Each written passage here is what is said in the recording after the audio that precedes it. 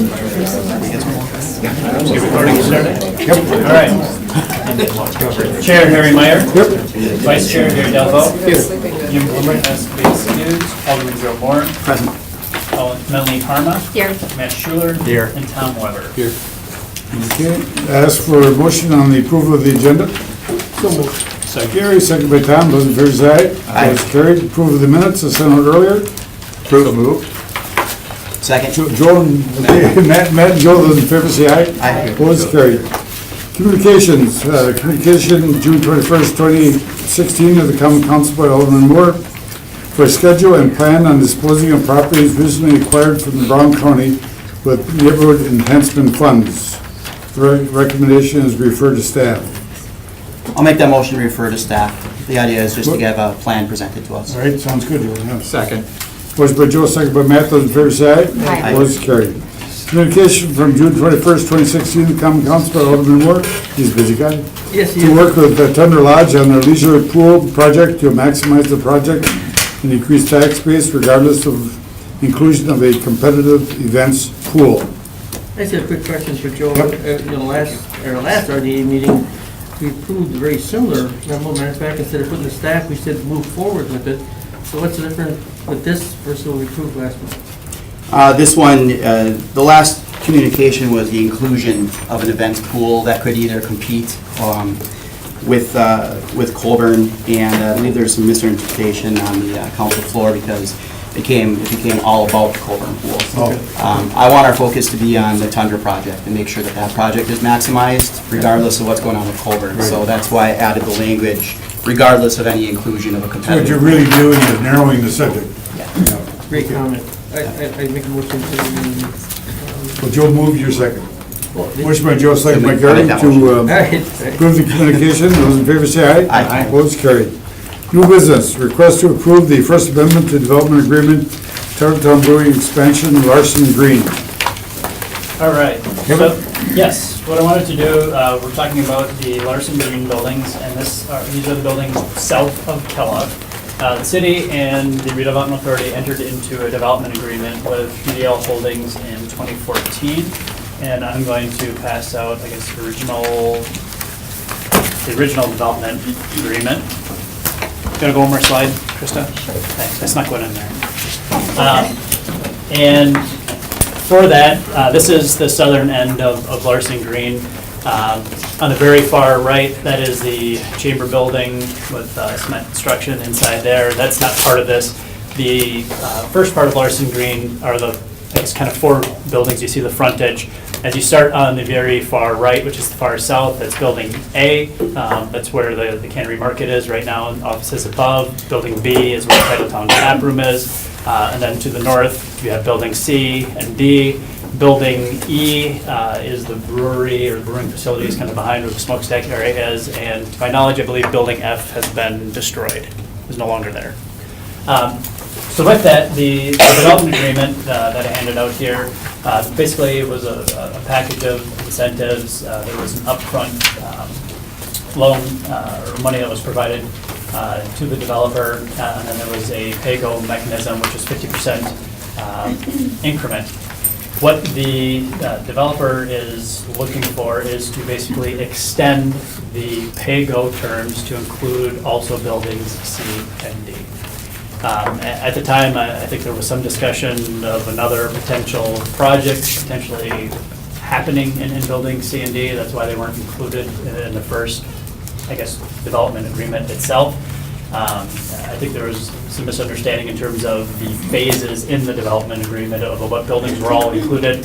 As you look at it, I mean, from the outside, it's one building, but as you start to get through, I mean, just like the building we were talking about on the very far north is chopped up. What we'd like to do is provide the extension of the pay-go incentive, basically then to include the whole property. So the amendment, which I've referenced in the memo, and since we've been working with the developer on updating that amendment, I'm just going to send that forward.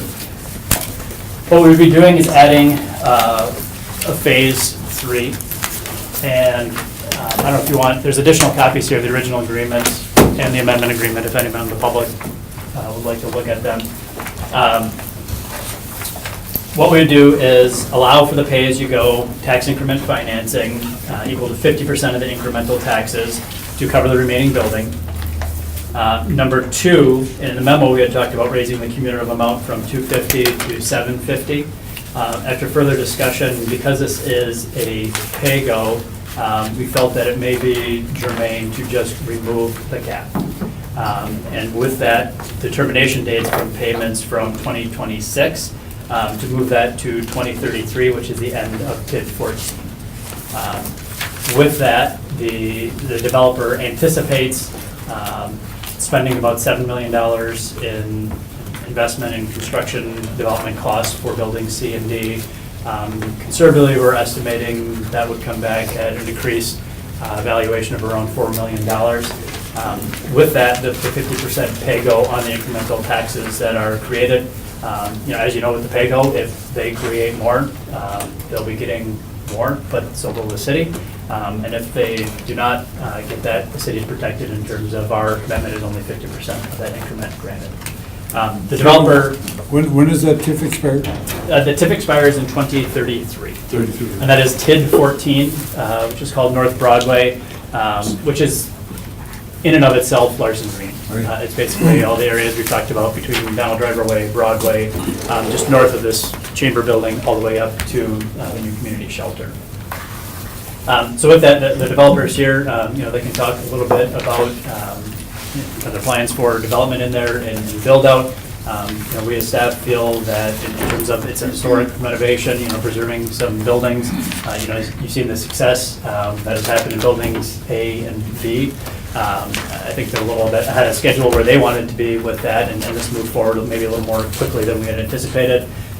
From a legal standpoint, we're just trying to, I guess, catch up and provide something that extends that agreement to cover those buildings.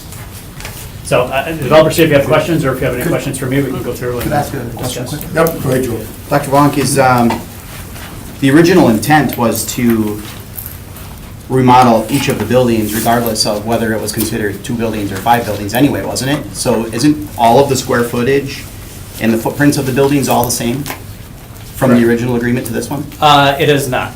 So, but I think in terms of intent, I was not here, so I can't speak Sure. for that, but looking back through notes and comments around that, the original intent all along was to develop all of this, or redevelop the entire A through Right. E.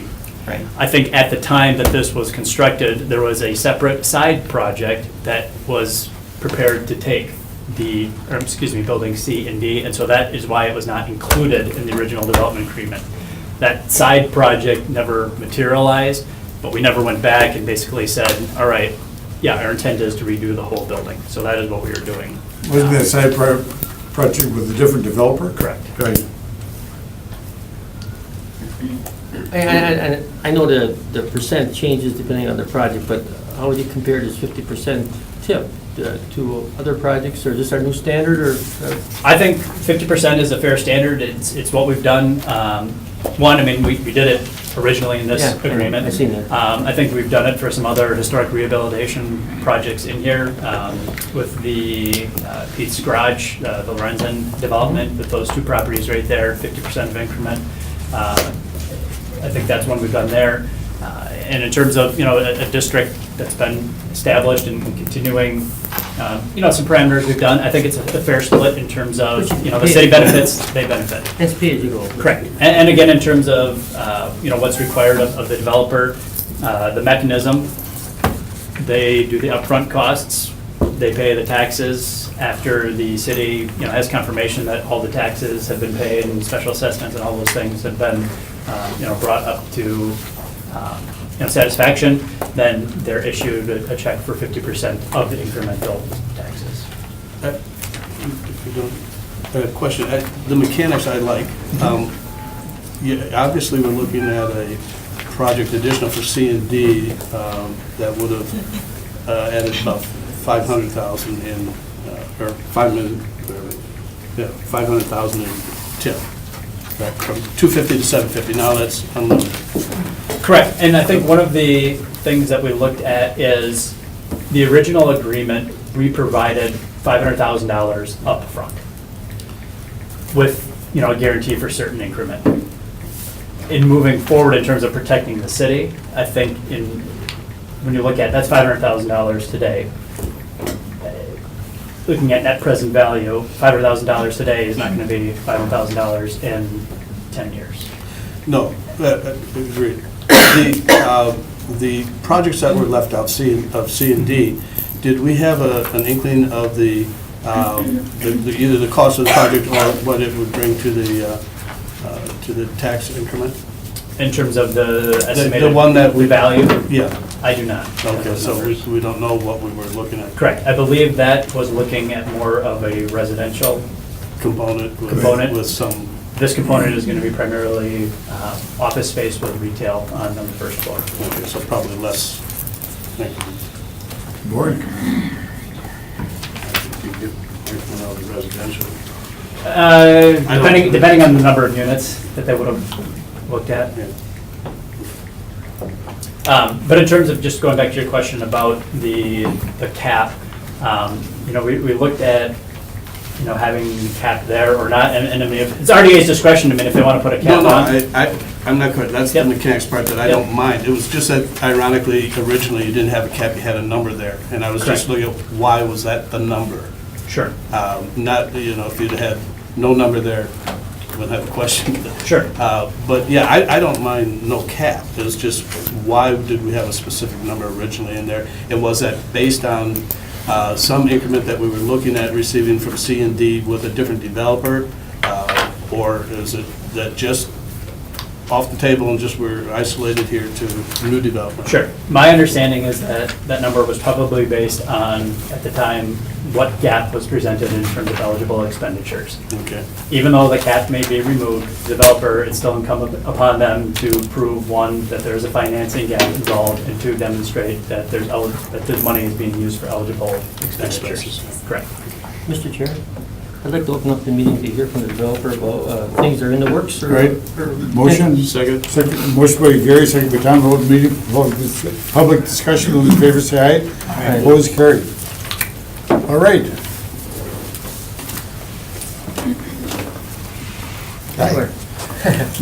Make yourself at home. Doesn't matter.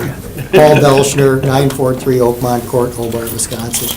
I think Kevin did a nice job of explaining how we've gotten to today. There was a residential apartment developer that had buildings C and D under contract before we even owned any of the buildings. So that was during that duration of the, kind of the old Larson Green, where we were trying to figure out the semantics of purchasing any of the buildings. We ended up choosing to move on as the developer that had C and D under contract was not willing to put any more hard money forth, showing that they were committed to the diligence process of the apartment project for C and D. Our risk was that we would lose momentum of C and D, that we would just be waiting on this as we were simultaneously developing A and B, which when we say A and B, that's the three-story office building, and then B is, the Titletown tap room, and then after came that rooftop patio amenity that Titletown added to building A.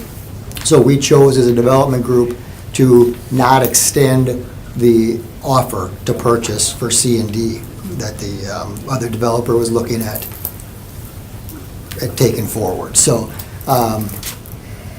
in between there, that developer, he was going to come and have his own negotiation for economic development incentives.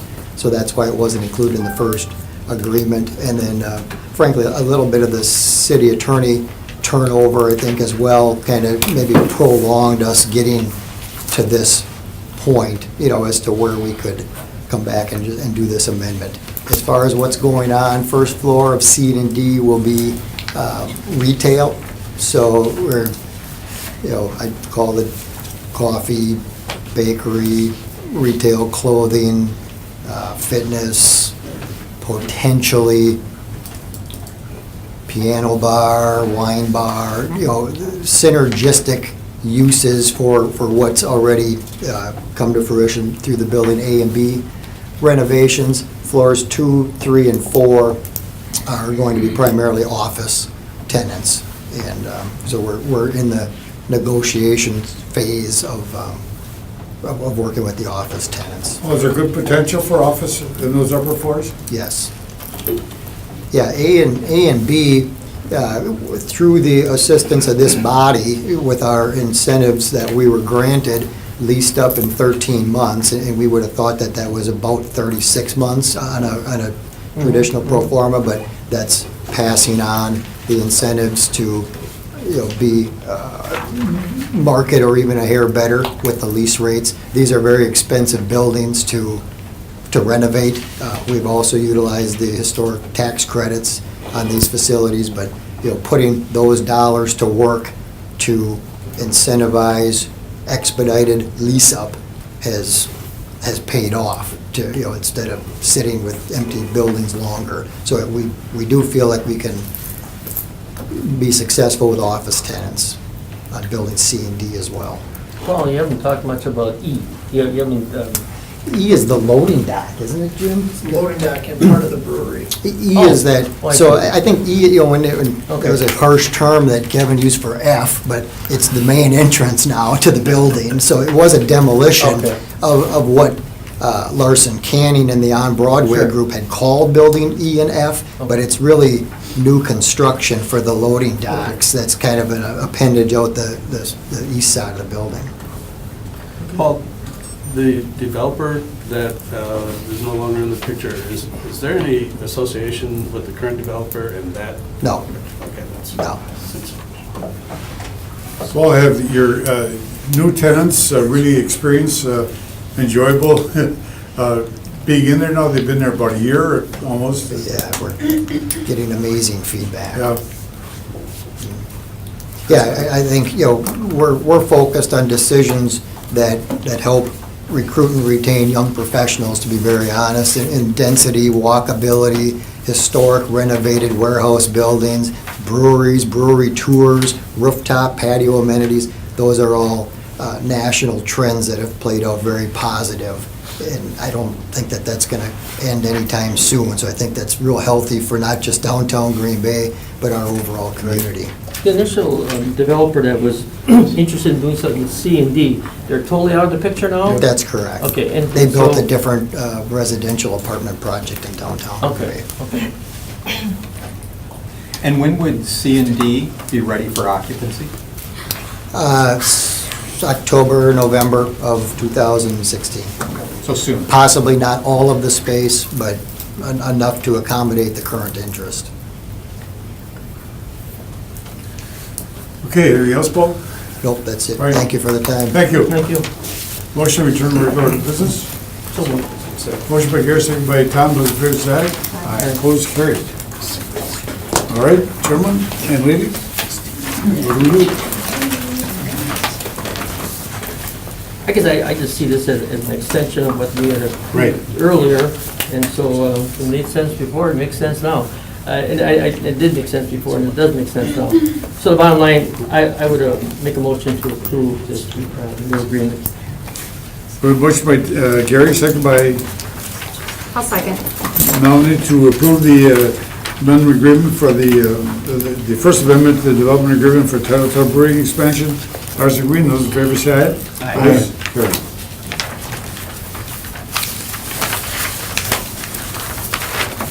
Number 5, request to establish the Blight District on Main Street to allow for the disbursements of CDBG funds.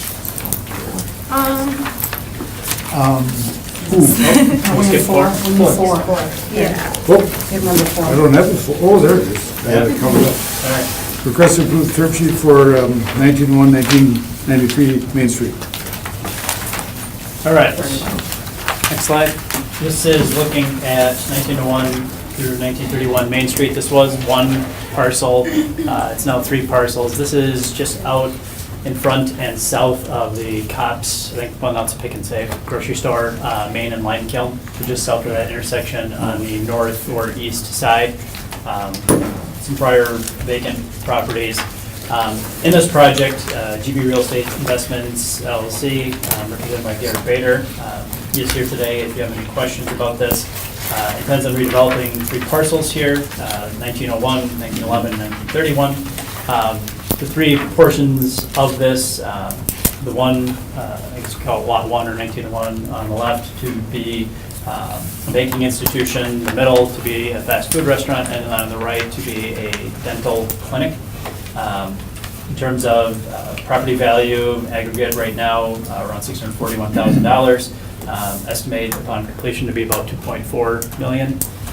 With that, the developer is requesting TIF assistance to certain redevelopment expenses, primarily environmental remediation. There was a dry cleaners on this site, and we all know how much dry cleaners are great for the environment. And having to do some additional engineering work and cleanup work to deal with this contamination. With that, I think just going back to some of the things that we're trying to look at in terms of providing incentives, it would be a pay-as-you-go. We would look at doing 50% of the available increment. On this one, we looked at $120,000 in terms of the actual expenses that have been estimated thus far in terms of the over and above costs for remediation on these parcels.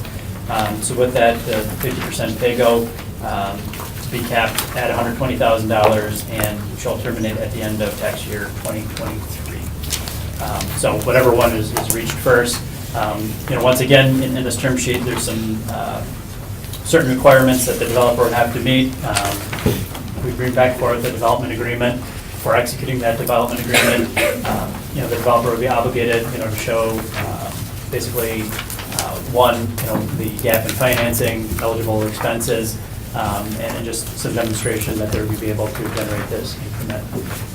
With that, I think we're starting to work on running term sheets through for full development agreements. I think that's fair for the RDA to kind of get a sense of what projects are out there. It's also fair for the developer to kind of get a sense in terms of where is the RDA at and where is the city at in terms of a commitment to helping redevelopment happen. When this project's complete, what's the estimated taxable value? Conservatively, I have $2.4 million. Can't Garrett do better than that? You can ask him who's here. Kevin, is that all vacant property now? My understanding, it's all been, it was either a parking lot or torn down buildings. Did the city participate in one of those, acquiring one of those, Cheryl? No, okay.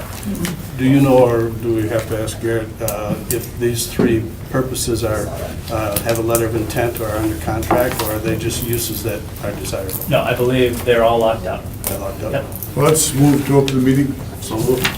Tom, second by Second. Gary, those in favor? Vote is carried. Garrett, it's all yours. Better introduce yourself, we haven't seen you for a few months. I know, you're missing me, right? Garrett Bader, 300 North Van Buren Street. First off, Joe is now spoiled. He just wants more and more and more. Tom, they're actually under construction right now. Yeah. So all are buttoned up, all are locked away, the leases are signed, and the dental clinic will actually turn over on Friday to the tenant. And the middle of the fast food user is underway. That'll probably be about mid-September when we turn over to them. And then Drive down Main Street more often. it looks nice right now. They're really coming out of the ground. It's looking sharp. All three will be underway then. Correct. We actually, the banking part, the one closest to Lime Kiln, that was a piece that actually sold to them. So we closed on that June 14th. Their bids are back on Friday, and then they'll start at some point after that. And then the other two are build-to-suit deals where I'm doing, they're my tenants. So again, both are signed, both are under construction, and both will be ready to go pretty shortly. So they're build-to-suit, you're not holding the, for long-term leases? Well, they're build-to-suits with long-term leases. Okay. So they're properties that They're are- not partially now, so you're going to be, the developer's going to hold them? Correct. Correct.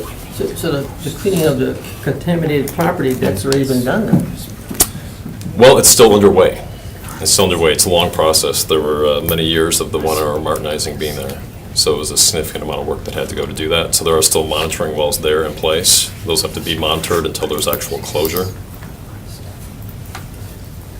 Okay. Any other questions? Garrett, thanks. Thank you. Make a motion to go back to regular business. Second. Motion by Gary, second by Joe, then return to regular business. Those in favor say aye, opposed, Aye. carried. And what do we want? A couple questions. Yep. It seems like this is a little bit after the fact. Yep. Well, yes. One of the things, I guess, in moving forward with this, and I don't know if the developer would want to explain, they knew there was some contamination that needed to go forward to be remediated here. I don't think it was realized the extent of the contamination of what was, in terms of the remediation and long-term monitoring, ended up being larger than anticipated, Do you know, was it because of the dry cleaning? primarily, Yeah. yes. Bottom line, when all is said and done, we're gonna go from an assessed value of 641,000 to 2.4 million. It's a quick payback of 120,000. Matter of fact, at 120,000, it's less than 2.5 years of taxes. Well, and I guess, just address those considerations. One of the things we expressed with the developer is that, again, it's for eligible expenses in terms of things that are over and above. So if it comes less than $120,000, then it'll be less than 120 that goes back. Right. I'd make a motion to approve this term as it's. Second. Who's second? By Matt. Okay, motion by Joe, second by Matt, that approve the term agreement for 1901, 1931 Main Street. Those in favor say aye. Opposed, carried. Now we get to number 5. Request to establish the Blight District at Main Street to allow for the disbursement of CDBG funds. Yeah, so this district is bordered by Grove, Cedar Street, the East River, and Irwin Street. And it's an area where we've identified 7 parcels that could be considered as contributing to blight. In order to disperse CDBG funds more easily in this neighborhood, we can give it a blanket designation of being a blight district because 25% of those parcels are the contributing parcels. And we would like to use that designation in order to make it easier to disperse CDBG funds within that area. Question. Have any of these property owners been contacted to see whether they're willing to participate in this? No, none of the property owners have been contacted because it's really a technicality. It's not going to impact their properties at all. So they would, The only thing that it does is it makes it possible for us to distribute economic development CDBG no, dollars that's what I mean in though, that area. when we get down to the actual expenditure of funding, they have to be willing to participate. Right, if they want to apply for a facade or demolition grant, then they can do that within that area. Okay.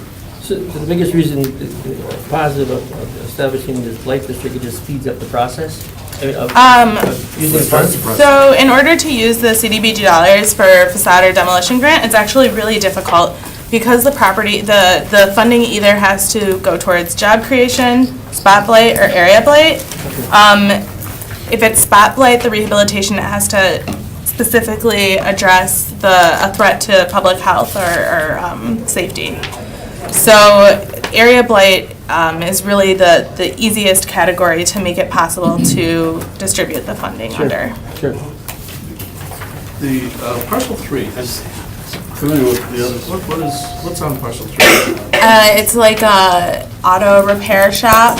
They have a few, panels of the building where the garage has been, wooden boarded up and I don't know if this was where Harry was questioning or not about the property owners being contacted. A number of years ago, we had designated a blight area, and then we had one property owner who was kind of offended by it because the term insinuated that we're. Yeah, right. Is that a possible scenario here, or should we be out front with, I don't know if there's any necessity, it's either before or after the designation to contact them and say, your area is designated blight. For TID districts, when you are designated as a blight district, you, by statute, need to notify. Okay. For this program, I believe you do not need to notify. However, maybe just in good politics, we could look at notifying them that they are, but minimizing that with the caveat of, hey, these properties, these parcels, you are now eligible for this program that we have at the city. That'd be a good move. Should be positive for them. and with a TIF district, it's 50% of the parcels, or in this area, it's only 25% of the parcels. Are most of these parcels occupied now? Some are occupied, some are vacant. Probably 50-50.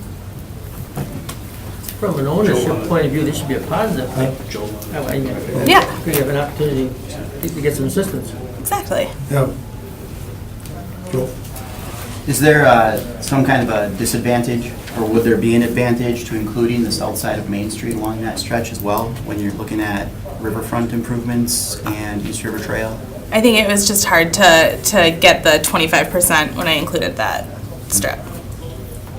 Is it future plan for most of that to demo a lot of that? Yeah, I think that's wise because it's already been demoed, so it's hard to say that it's blighted now. So vacant property would be considered a blighted property? Not if it's A parking going to lot be that has redeveloped parking into the meters and- trail. I didn't want it to be too contentious, I guess.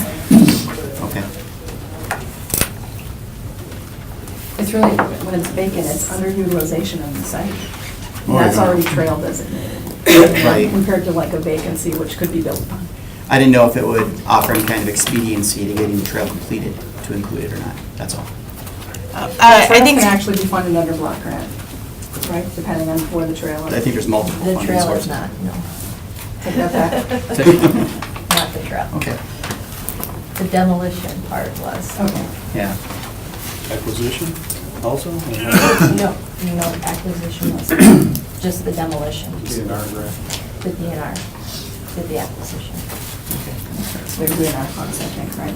Yeah, 50/50 match with the funds. Any further questions? Thanks, Shirley. Thank you. Motion then to establish the blight districts for this area of Main Street? I'll make a motion to officially designate the area mapped in attachment 1 as a blight district. Motion by Gary, second by Tom. Those in favor say aye. Aye. Motion carried. Number 6, request to grant $5,000 to the Art Garage for facade renovations using CDBG facade grant. Julie, up again. Well, if the facade grant if the blight designation does pass through council, then we would also like to make it possible to provide a facade grant to the Art Garage, which is within that district. This facade grant would be used to make repairs on the Cedar Street side. They have some glass block that's broken, and the repairs would actually fix something that's threatening their artwork inside of the gallery. The grant would also go towards fixing damaged brick and improving the overall aesthetic on that Cedar Street side. Now, the Art Garage is also planning, actually, is that public? Or, they're here if you guys would like to hear from them. Julie, how much money do we have in that fund? We have about $46,000 in that fund. We haven't used funding from that fund for several years, so it would be great to be able to get it out there again. This is the first application after redoing the facade grant altogether a couple months ago. So this is a reasonable amount. Yeah. Alderman Nenning, this is your area, right? Any comments? Yeah, I'm in favor of this. There are a lot of great things going on with the Art Garage, and, CDBG money can be used for some of the facade work. I'm certainly supportive of Gonna call your, Yeah, do you guys we wanna? need a motion to open the floor for, Motion to open floor for interest. motion by Tom, second by I'll second. Melanie to open the floor for public discussion. Those in favor say aye. Opposed, carried. Floor is yours. Introduce yourself, please. My name's Bob Stillman. I'm a board member at the Art Garage, and I kind of take care of the building stuff right now. The main problem with the facade of the building is the mortar between the bricks. In some areas is actually gone, and if the rain's coming at the right angle, it comes right inside the building where we have artwork hanging. And then also on the other side, heating and cooling the building becomes much harder when you have air infiltration like that. And it would improve the overall appearance of that. That's our main entrance right now. How large is the Art Garage? How many square feet do you have? Oh, 55,000. 55,000 in building space that we now own. We don't occupy all of that space because there's quite a bit of renovation needs to be done to some of the buildings. Where did the estimated cost come from? Did you already go get quotes? Yes. Okay, and then, Dr. Vonk, is this then, is it considered, so it's a grant based off of those quotes, so it maybe up to this amount, or is it, how is it done? Is it reimbursement? I believe so, that they reimburse after It's a actual reimbursement after expenses. cost? Yes, just because there's a cost-sharing portion of it, just to make sure they match that. Okay, great, thank you. You ready to start, Hondo? Yes. It needs council approval, Kevin? I believe this one does not, it's just sends We can here. do it right here. Yep. Okay, good. Yep, and that was per, I think, Julia mentioned, I think it was probably May. We brought through, maybe April, revisions to the grant guidelines. Basically, we had this pool of money that's just been sitting there, and so we wanted to make it us more aggressive in Well, I terms of think getting it's it out great. there. And we Put did a move motion, forward. move the regular order of business. Okay, motion by Gary, move regular business, second by Joe. Those in favor say aye, opposed carried. All right, we have a, number 6. Gary, I'd make the motion to grant $5,000 to the art garage for facade renovations using CDBG facade grant fund. Okay, we have a motion on the request, second by I'll second. Melanie. Those in favor to approve the grant of $5,000 for that garage for facade improvements. Those in favor say aye. Aye. Opposed carried. You're all set to go, guys. Good luck. Number 7, request for disposition of 809, 811 Crook Street and 718 North Broadway to NeighborWorks Green Bay under the Adopt a Home program. Okay, you may remember, Well, we look have who we're done. hearing from. That's me, look at that. We've done Adopt-A-Homes in the past, we've probably done over a dozen of them. This is the Adopt-A-Home program, is where we have a private donor who comes in, they bankroll the whole project. And these are projects where we've tried to do a rehab on them or a new build, and it just doesn't work financially. So the Adopt-A-Home program comes in, the donor bankrolls the whole thing, do the rehab. The loss that happens as a result of this project is their donation to the project. Who runs Adopt a Home? It's facilitated by NeighborWorks. Oh, I see. But it's run, actually, this project will be done by the Meng Foundation. So they'll be the donors on this project. They've done a number of them in the past. But it's a really great project for us because they do primo work on these rehabs. Because their name's on it, the donors' names are on it. So they don't just do middle-of-the-road, they do really nice rehabs on the property. 809, 811 Crooks, there's a picture of it, I think. We actually RFP'd this one and tried to sell this one. It just came in a little, it was too high. People couldn't make money on it. That was the problem. But this is the one we've looked at when we purchased it. It's a cool house. It's a 2, but it can be easily converted to a 1. It's got all these cool old features in it, the built-ins. So it's one we want to save. Doesn't have much of a yard, but it's got a garage on the side, so. Is the idea to convert it to one family? Converted to a single family, it was built as a single. Restore that porch the way it should look originally, get rid of the side porches on it, you know what I mean, make it look really nice. Clean it up. And actually Scott Shaneman is here from NeighborWorks if you have more detailed questions about the rehab, but we're figuring a minimum of 140 for rehab value on there. Sale price of 110, might be a little low, depending on the level of rehab, so the loss would be 30,000, could be 10 to 30,000 on that for the donor. Is the neighborhood sort of in this area, homes up that? Oh, yeah, okay, so across the street, do I have a map of this one in here? Across this, no, okay. Right there. Okay, so across the street, you might recall that we did a huge project a while back, partnering with Brown County Housing Authority, NeighborWorks, the Adopt-A-Home, 800 block of Crooks. Neighborhood enhancement, we cleared all single families, all done here around the corner. We've done a lot of work here. This was one of our projects. We did a habitat build here, so this is like the last dog. So I wanted to do it for a long time. So we actually able to purchase it, but we just can't make it fly without using this program. It's been vacant for over a year. It's been vacant for over a year. Cheryl? Regardless, we would convert it to. So it's R1 anyway. It's R1. I was gonna say, so that's because the program doesn't require R1, it could be 2 and 3 family. Right, but it's really, be- we look at Adopt-A-Homes are single families. We look at single families. Oh, are they? I thought they could go, as long as they're owner occupied, they could go up to 3 family units.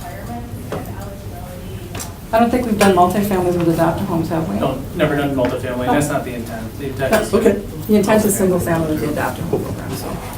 Well, that's great. So that's that one. And then 719 North Broadway. It's a little heartbreaking, but that's the property we purchased that we really wanted to save.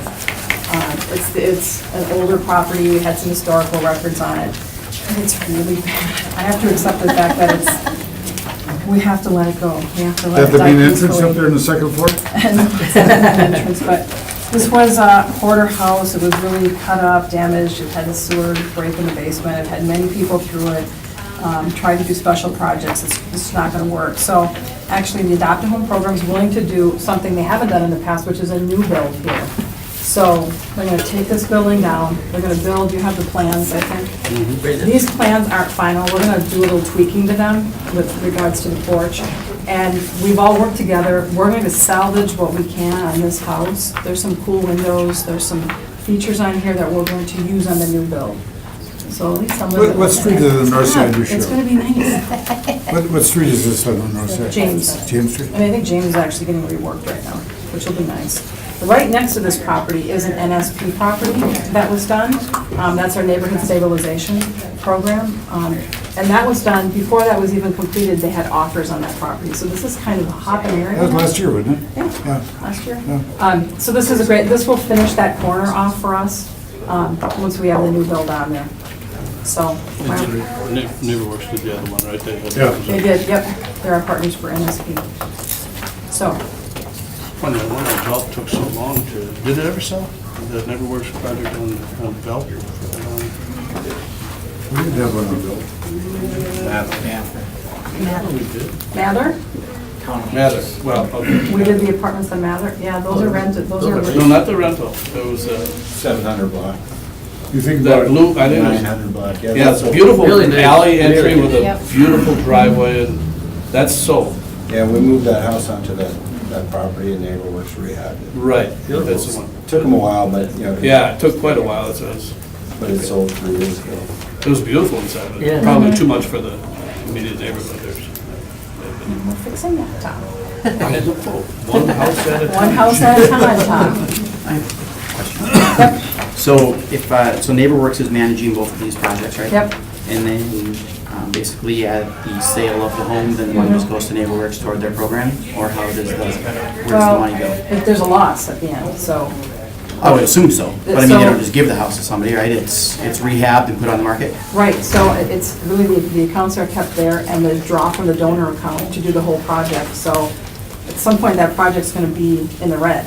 So they'll sell the property, the project, they'll still be in the red, that's the amount that the donor will take. Oh, So I'm saying there's no. The donors reimbursed the sale Right, price? it's, right. It's not a profit, it's a loss. It's a Right, loss I on understand the that, I just didn't know where the program, sale money went. If the donors Right. put $140,000 toward the project, then it's a Well, that money would be- $140,000 donation. Or So the 100. does the sale, if it sells for Right. 110, does 110 then go So back if to the they, donor? if they put That's like all. 150, if they put 150 in and it sells for 110, that would go back into that account, but then there'd still be a loss. And Back that to the would be- donor. And that would be their That's donation. their- That's Okay. what we, The You know what I'm donation saying? is the loss. The donation is the loss that they, happens as part of the Right. project. Okay. I'm saying, it- I'm thinking it right in my head, but does that make sense? It does. has there ever been? I'm getting pretty good at understanding what you're trying to say. No, there has never been an adopt a home without a loss. I mean, that's Because kind of the point of the. That's when they come Right, in. because we present these projects to them, saying, what can you help us out? We don't want this one to go in landfill. Good. Okay. Motion? Make the motion to approve both of these projects. Second. Motion by Tom, second by Matt, then. Wait, I think we Joel. It was Joe. Joe? Oh, I wish I was Tom. I was starting to. And Joe, yeah. Joe Matt. Oh, Joel. Okay, motion by Joe, second by Matt, then to approve the request for disposition of 809, 811 Clark Street at 719 North Broadway to NeighborWorks under the Adopt a Home program. Those in favor say aye. Aye. Opposed, carried. Number 8, request by Brown County UW Extension to allocate 26,000 CDBG funds to provide 50% of the staff position to continue the community garden projects in the Green Bay neighborhoods. For 8 program. Somebody behind it? Sure. Okay. Krista? Well, we were approached by the Brown A County. little louder, Krista, so we hear you. Okay, we were approached by the Brown County UW Extension to, they administer the program for the community gardens in Brown County. And there's 10 community gardens in Brown County, 8 of which are in the city of Green Bay. In past years, the county has picked up a full-time position, the community gardens coordinator position, has paid for it for a full-time position, but in the last couple of years, they have changed that to only be a limited term position or a part-time position. And in order to, the community gardens coordinator position is the lead contact in keeping these community gardens going, getting them rented, getting them occupied, everything. So they are seeking out funding to make that to keep that a full-time position and keep all 8 or 10 of these gardens going. They approached us.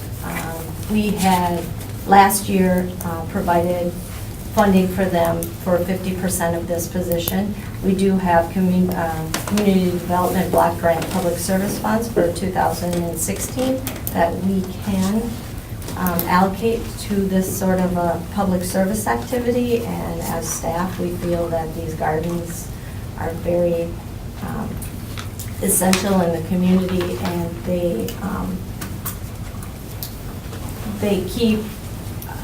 they're a great use of our community development block grant funds. So the pictures we have up here is the Old North on Irwin Street Community Garden that we did provide funding to, and it is very successful.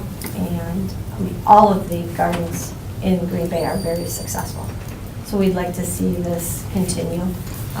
It'll be I'm sure they will come back next year and ask for funding, but we have let them know we can only do it on a year-to-year basis if we do have the funding available. So when we did this in March of 2015, I know that I'm the one that brought this forward, but the request at that time was that they seek a permanent funding source. And now I see that the permanent funding source they're seeking is us. Is that right? They actually they attempted that permanent funding source with the county board. Okay. And they funded half. And they basically said 8 of them are in Green Bay. Green Bay should provide the other half of the staff. How much is it?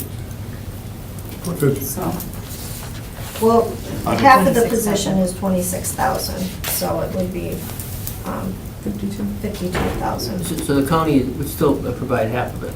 Correct. Well, that's good. So, but 8 out of 10 are in the city of Green Bay, but 100% of them are in Brown County. I agree with you. Are the other municipalities being asked to chip in? Never mind, I'm just being sarcastic. I would just like to comment, I think you're right. I just, the county levies the city, $25 million a year. I mean, there's not one county park in the city. There's not, county sheriff, we have our own police department. I just think this is a small thing, and you're right, 8 of them are in the city, but so are all the community shelters and everything else. I mean, when Cheryl came to see me about this 2 years ago, I'm like, where does it stop, and where's this partnership? This is from the extension. I mean, community gardens are just good for the county, and 100% of them are in the county, and we continually get nickeled and dimed, and you just can't justify that 25 million. And I understand we should help the suburbs, but we maybe use 13, maybe on a good day, $18 million of services, and we're levied 25. So, this is just constant. It's week after week, people coming into my office. And look, I believe in community gardens. I think we should have It's a good program. It's a good program. It's educational, and I think they're great to have, and we've done a good job, but I don't know. Do we know what communities the other 2 gardens are in? They're in, no, I don't, not off the top of my head. there's a large one in Howard, Yeah, right? right. Well, I don't know if the county's willing to do the legwork, and I'm thinking they're not, but, I'm okay with approving this 26,000, but I would ask staff that we reach out and see if there's any other kind of, farm grants or anything that's available that could help maybe supplement this in the future. I know we're putting our staff to make some calls and look some stuff up and maybe see if there's other sources that other communities are using as well, but, this is just gonna keep coming for us every single year, so if there's some other things we And can do. I know the community garden groups are trying to raise their own dollars privately to assist this as well. And we even talked about potentially our park, working with our own park staff, funding our park staff to support the Green Bay Gardens. But I mean, I agree with the mayor.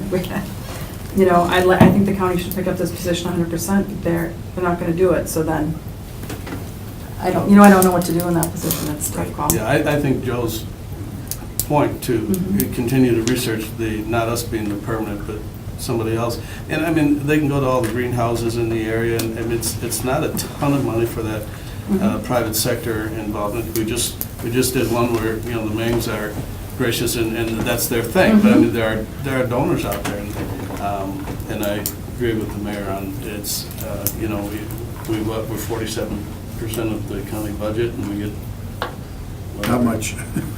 Maybe we build a event center down on Broadway and we use a $25,000 payment from them every year to go toward the gardens.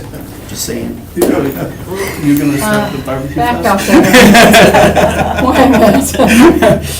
I think the other option. That's a here, different you know, agenda item. Just as we think about this, is to do something where, hey, we agree to fund it this year in X amount. It'll come back next year, it goes down another, and you just say, hey, in 5 years, it's fading away to zero. And that gives the folks running the program time to backfill. Oh, yeah, right. As well. I mean, I think we all agree it's a running program, like understand the balance on that as well, and I think long-term it moves us in the right direction. Maybe that's too slow, like 5 years has no magic to it, but. And I think, I just want, for the record, I think that the people that are actually running this community garden, they're busting their humps trying to raise the money.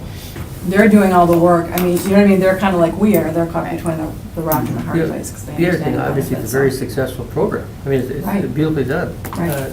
Everyone I've seen, but, anyway, Matt, why don't you make your motion?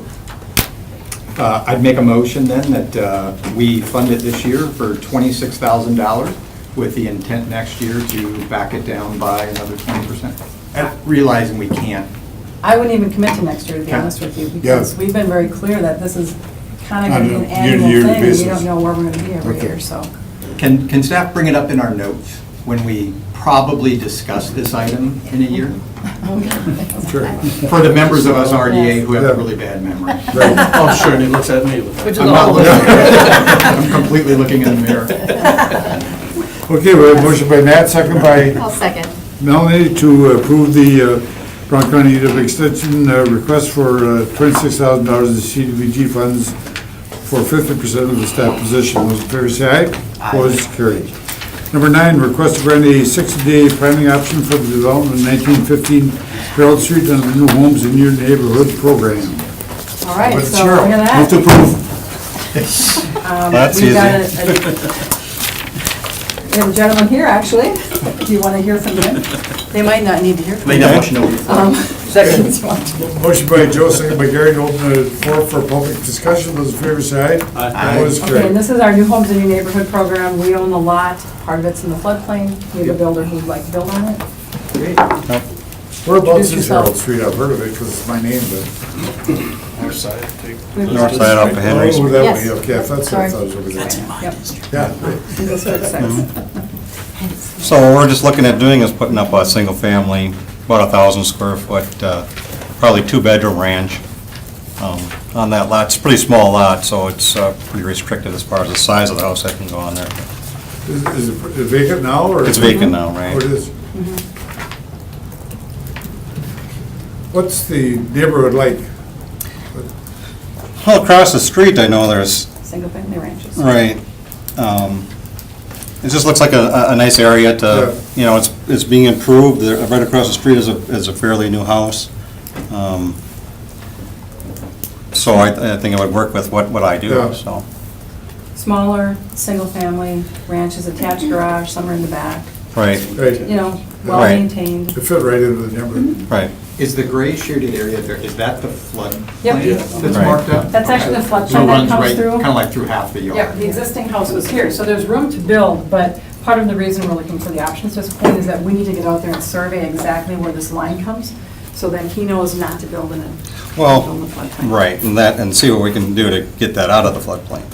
Well, yeah, I was gonna say, would it be too costly to elevate and No. do a certificate? Kind of depends how, Yeah, I where mean, they how are. much you have. Right, and that's gonna be my issue, is the floodplain. I mean, Because it's, usually in some, where you got part of the lot, it starts to taper. Right. And maybe it's a 4-inch fill. it's Right, not, it's, right. right, and it's not so much the building the house to the floodplain specifications, it's selling that Selling it to house and somebody who's and the good. flood Gotta pay insurance. I the mean, that's, insurance. Those insurance premiums have gone up. right, up. and that's a big negative as far as someone trying to buy the house. So that's, I guess that's, what my biggest issue is that floodplain, but we were talking with Ken as far as maybe rectifying that, and, Yeah, and then right, then we take that off the table, and, that makes it much Right, much right. easier, particularly the people that you're going to appeal to. Right. Well, and, the thing too is, depending on the elevation of the house, my plan is to make it like a zero entry. Not necessarily wheelchair accessible, but for someone elderly. You don't have steps to go into the house, you don't, recess a shower into the floor, do things like that, which would work for anybody. It's just, it's a smaller house, it might be a step-down house, someone's retiring and just looking for something new, but simple to take care of, so. Does that include a basement then? Yes, it'll be a full basement in there. The request at this point is really just for a 60-day Just- Right. just for option the to option. And it- figure Right. out what you need to do. Okay. And we may come back sooner, we'll have designs then as well. Right. Now, I have a question. What, the process of this, we had talked, I evidently we missed the last meeting by a couple of days, didn't realize that, the process to go through, this is my first time working with this type of program. I mean, so it's almost 2 months before, if this does go through and we get it approved, it's a 2-month wait for us to get started on a house. No, it actually Come back wouldn't be, sooner. we meet once a month. Okay. So if we can we'll get the survey. Right, no, I done. understand that, but I mean, we looked at this a month ago and we missed that meeting, so from that time to, it's a long, so now we're getting in, we're actually looking at another lot that you have. Well, if it's gonna be 2 months from now, before that's approved, now it gets into the time where then we don't do it because of the winter. To have a house done for December Right. just doesn't work. You can't get the driveway in. Yep. So Yep. it'd be nice to speed the process up, Can we get it done in a month? Well, yes, I mean, RDA sure. August 9th, or would you be ready then at that Yeah, point? yeah, with this house, absolutely. Okay, so let's plan for that then. Okay. We just did 60 days. Right, no, and I understand that, and again, it's. Let's just plan to new with us. go to the RDA in August Sure, with it. okay. because But what if we certainly- want to do another one? Same process. It is the same process. So- Welcome to the crawl of government. Okay. It's a necessity, but it Yeah. is. Mhm. It's not go buy a lot and get my permits and go. But if you, the other lot, though, I don't think we'd have to do an option. If you would get all of the information to us ahead, we'd go to the RDA with the full offer at that point. So if For the next you're, meeting? for the other one, yeah, Well, right. Yeah, anyone you want, go, So- go look at the land, do any elevations that you need to, look at the structure, and they'll get you in the properties. And so before you even say, yeah, you're committing, basically, you're saying, I want to do this. We're actually pretty easy to work with, just got to know the process. that's all. Right. Yeah, so let's plan August. Okay. And then we'll come back and. Right, yeah, because get I would you like around. to, get this started right away. This way it's We want it's you done around and, well, right. and- Well, this way it's done in October. Right. You still can get, Yep. the driveway, everything Yep. done. Yep. Yep. And Yep. it happens, so. Big motion to return to regular business. Motion by Gary, second by Tom, to return regular to business. Those in favor say aye. Opposed, carried. I would also mention that if it's my district, we could always have a special meeting too. That costs you a cup of coffee, Joe. Thanks for coming. You bet, thank you. Okay. Make that motion to approve. Should we want to do 30 days? Or just Motion leave by it at Joe, 60? second Yeah, by I'll just leave it Tom, at 60. We'll leave it at 60 then. to approve the 60-day primary option for the site at 1915 Harold Street. Those in favor say aye. Aye. Opposed, carried. Number 10, What a problem to have. Yes. Yeah, Exactly. exactly. Wow, it's- request to sell 800 and 802 Weaver Street for $10,000. Boy, that's a deal. So there's two parcels here that were picked up actually by one of the prior ED directors through tax foreclosure on Weaver Street. We actually, we paid about $2,600 for both of them at the time. And we have an offer from Procter & Gamble to purchase them for $5,000 apiece, $10,000. I would recommend Keep you it up. sell them. Motion to approve. Second. Not even a question. Motion by Tom, second by Gary, then to approve the request to sell 800 and 802 Weaver Street for $10,000. Those in favor say aye. Aye. It's carried. Number 11, request update for 209 Home Improvement Loan Program Procedures Manual. Boy, that can take an hour. I am confident you all read through this. Oh, without a doubt. Are all of the red being taken out? No, sir. Okay, that's what I thought. I put What the removed stuff it? to be removed in parentheses and said, in our letters, remove this. So, Should do and blue and and I asked it to be sent out in red so you could see the Do changes. blue and red next time. Yeah, it is There's a lot of dry. changes. My apologies for that. It is That's, dry. I understand, it's past the fourth already. So, this basically is our guidelines that is required by HUD to have in place for our housing rehab program for the use of home and CDBG funds. We've updated this on occasion through time to reflect the requirements of the changes in our law, and we haven't done that since 2009, so it was time to do that. And we've made some changes that would include recognition that we have historic districts, emergencies, and there are certain times we may need to exceed our funding rules, and we left that up to the discretion of the loan committee, which is appointed by Director Bond, and includes members of staff that are present here mostly. Does the mayor approve all the wording? I've got some concern over, on page 3, that if the house is listed, you know, it's on the historic register, to get a grant for a loan, they have to get approval by the Historic Preservation Committee here in the city. That's an advisory committee. Yeah, I agree, that's not a enforcement committee. They just have never been sanctioned or whatever certified. I know they're working on it right now, but, Yeah, I guess the way I looked at it, Mayor, was that forces, that's in the rule book, and it forces who's ever administering this program to recognize that anybody that has a home in a historic district has to, before they do any work, they have to take their project to the district. Although it is advisory, they still have to do that to get a permit. But they have to go, do they have to go to the State Historical Society, the SHPO, for, if it's a historic? Kevin, people in our historic neighborhood are district? not gonna like this. You know, this says, No, people probably aren't gonna use this one in our neighborhood, but, yeah, we yeah. could change it, Mayor, to, I just wasn't sure if the programmatic agreement required this, does it?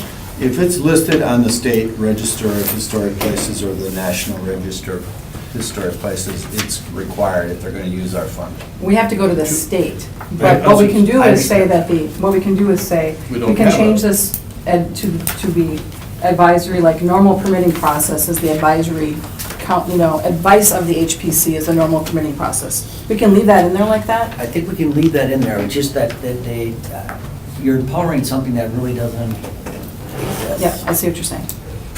We could do that. It's the second part of that sentence that says to secure their approval. Right.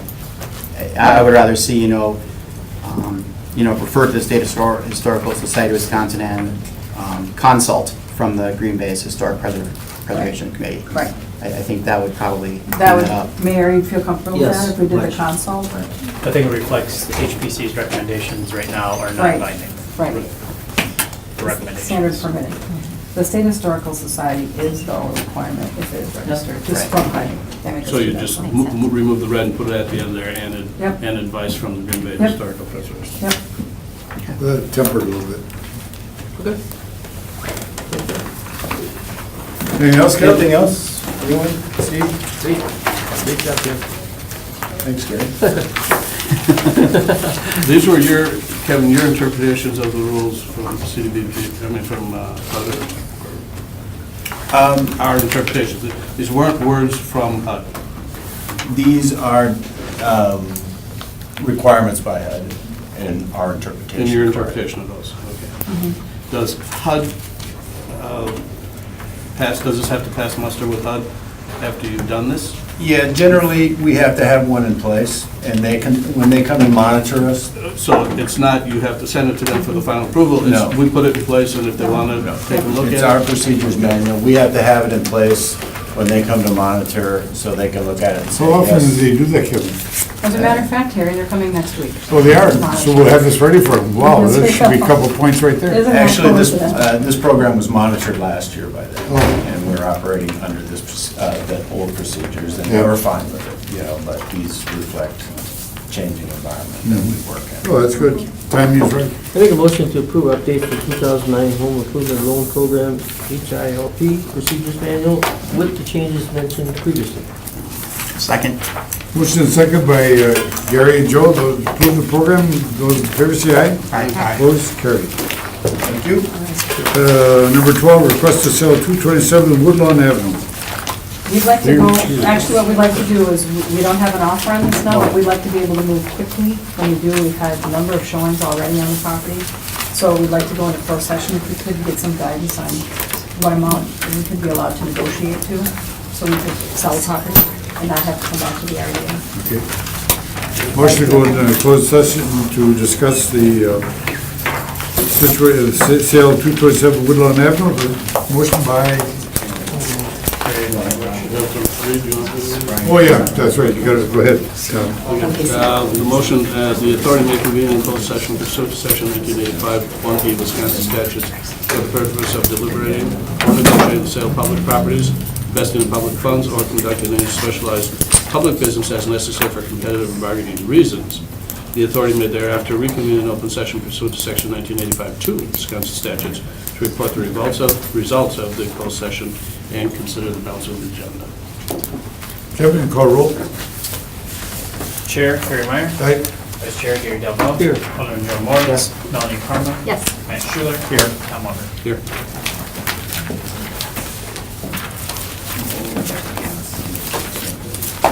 Right out of your hair, just. I'm looking at this. Sure. Move to return to regular business, do we have to call roll again? Yep. That's all right. Back Yes. on? All right, Chair, Harry Meyer. Yes. Vice Chair, Gary Delvaux. President. Alderman Joe Moore. Present. Melanie Carma. Yes. Matt Schuler. Yes. Here. Tom Weber. Here. Okay.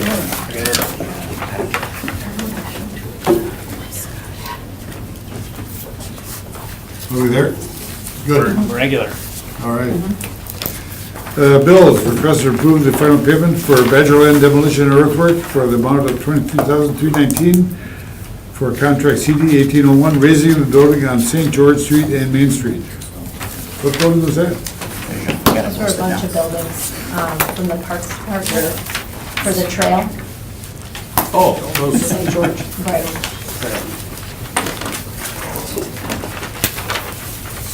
Do we have a motion? Yeah, I'll make a motion to approve final payment. Motion by Melanie, second by Matt. Matt, those in favor say aye. Aye. Those carried. Acceptance of financial report and check register as provided. I looked it over, looked good. Harry Meyer. Make a motion to approve. Second. Motion by Gary, second by Tom, then to approve the financial report and check register. Those in favor say aye. Those carried. Kevin, director's report and project updates. I got a question too. Sure. I guess just per your direction, we're probably gonna have a pretty full August meeting. For things we've been working on, term sheets and development agreements. We're quite ready to go this month, but I think we'll be working on them next month. So we'll bring some snacks. I think we'll probably have a full meeting. But a lot of good things moving forward. But if you have specific questions about things, I'd be happy to. Well, who had one before? Oh, I did. Sure. I know a couple months ago, you talked Yep. about you're going to work with the HR, with the reorganization of your area. Correct. Can you tell us a little about that? Sure. So that went through proposed reorganization to combine basically the Community Services Agency with Economic Development into the Department of Community and Economic Development. With that, we'll have kind of, that went through Personnel Committee and was approved by City Council in May. So right now, we've started to, logistically, financially, started to consolidate. With that, we're basically going to have, kind of four focus areas. One, we'll continue economic opportunity, economic development. That'll be headed up by a director. That's myself. And we'll have a pod that works with, the team, Wendy, Julia. We'll look to, Alderman Moore's request, elevate the real estate specialist position. That's been working in neighborhoods. That'll be moved to that pod. We'll continue, right now, some of that funding is from neighborhood enhancement, but I think putting that full-time will allow us to market other city RDA properties, because they're not all for residential development, there's some for commercial development. I think there's some opportunities we have, to have a point person for that real estate, both in terms of dispositions and acquisitions, and also, the management in between. So I think that'll make us effective in terms of, putting that pod together. Also, really responsible for the major development projects in the community. Created a new position, basically eliminating economic development director, replacing that with a assistant development director. That person we have advertised for. I think we have a pretty competitive pool of candidates, and we're going to start looking at hiring for that position. That will be, I guess, kind of what I see as a chief operating officer for the department in terms of just administration and policy, and just making sure we're doing the best that we can in terms of development services, customer service, and making sure the whole department continues to operate smoothly, and looking at process improvements. There's some tech things that I think maybe we've lagged on a little bit, and to help us roll out some of those things in terms of we should be a very cutting edge city in terms of our permitting processes and complaints and inspections. We should be fully electronic on that, and I think that person can help kind of lead that charge. Then as far as the major divisions within development services, basically looks at new construction from site plans to permitting, following up with the inspections and the trades. That will be continue to be headed up by Bill Lockery. Cheryl is leading our community investment division, which looks at neighborhood investment and neighborhood development, and then also our property inspections, making sure that our neighborhoods are maintained, maintaining upholding nuisance standards, and then the housing authority headed up by Robin Hallett. Mason Manor and scattered sites, looking, and we've talked a little bit about other things that we can do with housing, and maybe getting a little better partnerships between the housing authority, some of the funding sources that they have, and looking at mixing some of the other development projects that we have. So with that, I think we're kind of aligned in a space that will make us much more. I guess our number one concern, and I think you addressed it, is that you're a great negotiator. You're bringing forward some great projects. We just don't want you to get bogged down and too much administrative. But it sounds like you're addressing that. But That's I'm just saying, Too late. Yeah. Too late. No, and I think that was part of the purpose of discussing reorganization, is that, in that organization, one person focus on moving projects forward, another person focus on day-to-day operations of the department. And I think splitting out those duties will make us much more effective. Mayor, excited about this? Yeah, I still work in ED too, but yeah, you're right. We talked about exactly what he's got 40-some people in his department now, and it's just, people are great, but they also have their problems and their challenges, and he needs to work on what he's been working on. He can do that. He's a smart guy, he's got the organizational structure, and this was not the first organizational structure we looked at. There's been a number of them. Yeah, we looked at a different number of iterations. This will work for where we're going. And you have a new chief of staff. Tell us a little bit about that. Oh, I do, yes. He's on vacation today. He was part of the. Been here 2 weeks. I know, she had a conference she had signed up for before I hired her. Yes, Celestine Jeffries has started working for us last Monday, and I'm not one of those people that advertises. I mean, I find somebody I like and That's good. hire them. She will be good for us because she's been on the city council. School board? School's a big part of this city, education, just on so many levels. I think it's, she's done a lot of work in the minority communities, and I think we need to focus on that, from economic development, from housing. And, Right. I think her stock is high in City Hall, I think that's important. Earlier she's only been here 2 weeks, but she told me, look, I'd do this job if you didn't pay me. And I'm like, oh, that can be arranged. And I think that's really important that people love their work. Yeah. And it's only been a couple weeks, but she's been doing great. And she's meeting with all department heads, and I'm sure she would have been here had she not been in town today. But yeah, it was another good hire. Another good thing? Oh, I'm sorry. Are there any condo project with Deliriers and was it on Broadway? Correct. So we talked about the barracks. They're Yeah, which is looking at basically North Broadway across the street from buildings that we talked about today. They were not ready to move forward today with the term sheet. We have still been discussing that. We will be looking at moving something forward in August. I think if they are not prepared to go, we can look and see what our options are, but they said that they will be ready to go in August, so we'll hopefully be. Looks pretty positive. Yeah, and I think one of the things they're trying to hone in on, I mean, they are trying to assemble parcels to make the project work, which, you know, juggling those items amongst different entities, and solidifying their numbers in terms of where they can come in at the right number of units. You know, with that, I think from our staff perspective, it is still very important to get some owner-occupied condos in the downtown area. And, you know, we're gonna continue to work on getting that type of product in our mix. Tell Creative Commercial to give up the building to the south of them and just attach and They've looked at some other options. I don't know if I want to throw any more on the table right now. Yeah, that's a project that I would love to see. Correct. And the other one that we had talked about before, the Callaghan Chestnut property, the developer was out of town for this meeting, so that's why they're going to come forward in August instead of, I think it's at this meeting. Watermark building, where is that? Watermark, we've got 2 tenants now open on the first floor. The creamery on the south side, Broken Spoke on the north side. There's still one little space left on the far north side of the first floor. Broken Spoke was on Broadway. They were on Broadway, Yeah. correct, and they moved, and I think both are going to be really great in terms of activating the city deck.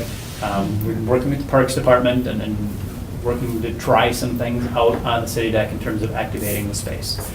You know, I think it's very important, you know, that's our front door, our front porch, and trying to get, you know, people out there seating. I mean, we have such a window for eating outdoors in this community that I just want to make sure that we take, you know, full advantage of it. And I think, you know, with the mayor and Director Grenier and, you know, Director Kramer, it's new territory for us, but I think, you know, we're willing to try some things out and really attempt to activate that space.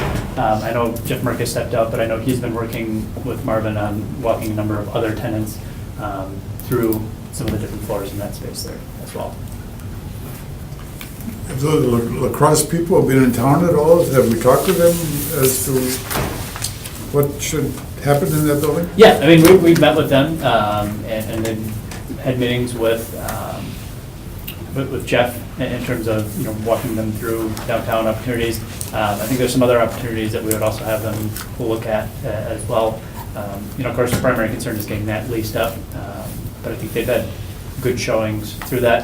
I think really important, you know, and I think their initial focus was getting that first floor, because once that first floor and you see that that building is occupied, the perception is way different than walking by empty spaces on the first floor. So the creamery, they're calling it the creamery? The creamery, yeah, the creamery downtown. Yeah, that's last Saturday. I think it's opened, yeah. And it's dinner venue as well as Breakfast and lunch? lunch. I think it's Or is breakfast and it- lunch. Breakfast and lunch. Breakfast and lunch. Okay, so they didn't go with the same concepts as Blue and.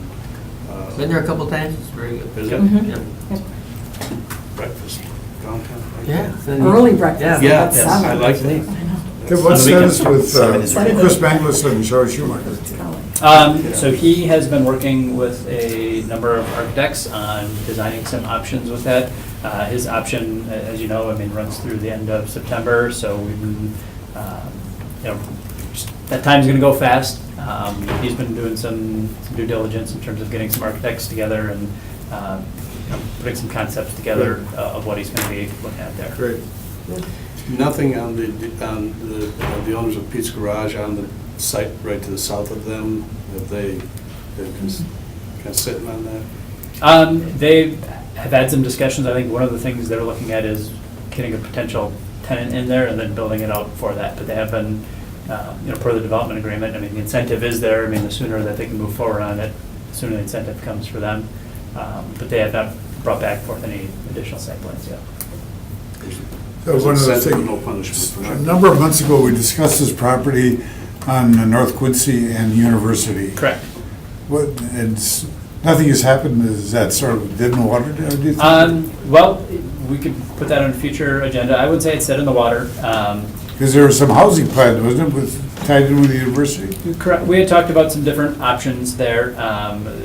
there was an issue with some parcel assemblage. Right now, we've been also working with Transit to see if there's a use for them. I think Alderman Moore put it in a communication to have us look at that as a potential site co-location for police station. So I've been working with our transit director on options with that, and depending on our ability to get assemblage there, we'll kind of determine, I think by the end of this year, which direction we pursue with that. Good. Anything else? Adjourned. Thank you. Kudos on his report. So much.